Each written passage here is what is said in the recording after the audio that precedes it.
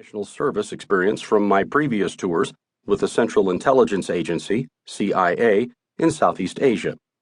I had also been stationed in Italy as a U.S. Marine. BNDD had decided to draw upon my experience in order to comply with the President's mandate.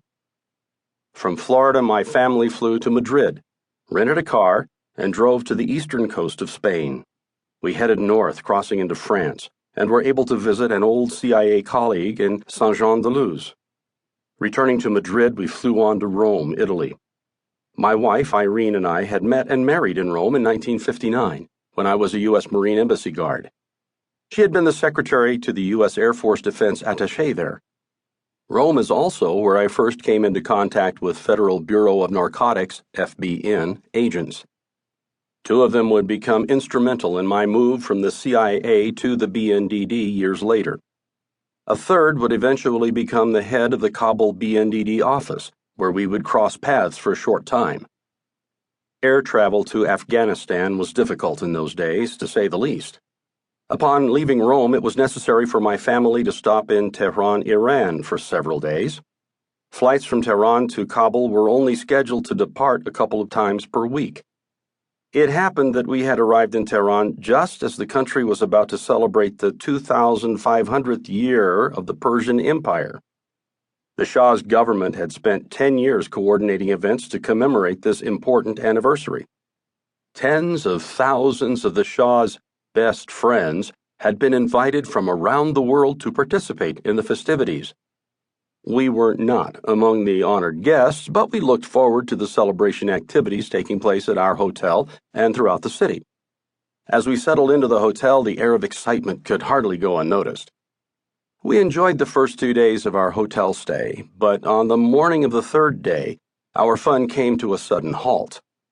I answered a knock at the door to find the hotel's junior manager, who announced that my family and I needed to vacate the room immediately.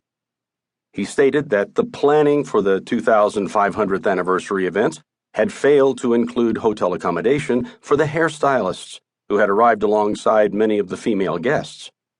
Ours and other rooms were being belatedly requisitioned, and we would need to leave. It took a visit to the manager's office and a lot of strong language before staff would even agree to help us locate other lodging where my family could stay until our upcoming flight to Afghanistan. Their selection of alternate quarters turned out to be a shabby, run-down, 6-story building in a less than desirable area of central Tehran. The lobby was minute, possessing only a small desk. There was a creaky, open elevator that ran up the center of the building. The rooms fanned out closely around it. Ours was a cramped, dingy room with only 2 small beds to sleep the 6 of us. It took a monetary bribe to have a basic cot added. It was not until later that night we discovered that we were probably the only legitimate overnight guests the hotel had accommodated in quite some time. Throughout the night we heard loud, raucous laughter, doors slamming, and the constant running of the elevator.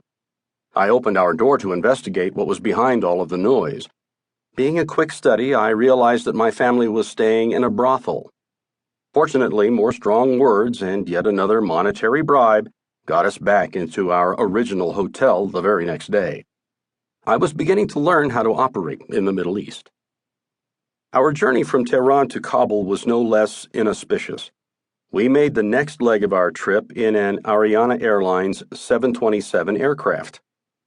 This airline was a subsidiary of Pan American Airways. The pilots were either American pilots or American-trained Afghan pilots. The cabin crews were always male. The front third of the aircraft was partitioned off for carrying cargo. A large sheet of 3/4-inch plywood separated these 2 main sections with a door hanging from the plywood. One was to board the plane, pass through the cargo section, and move on into a cramped passenger area. The flight was fairly long and quite turbulent as we passed over the isolated desert and rugged mountain areas of Iran and Afghanistan. Some of the more devout passengers spread their prayer rugs along the aisle to say their prayers while in flight. There appeared to be some disagreement among them as to the true direction of Mecca, because several faced in opposite directions. The aircraft finally came in high over Kabul,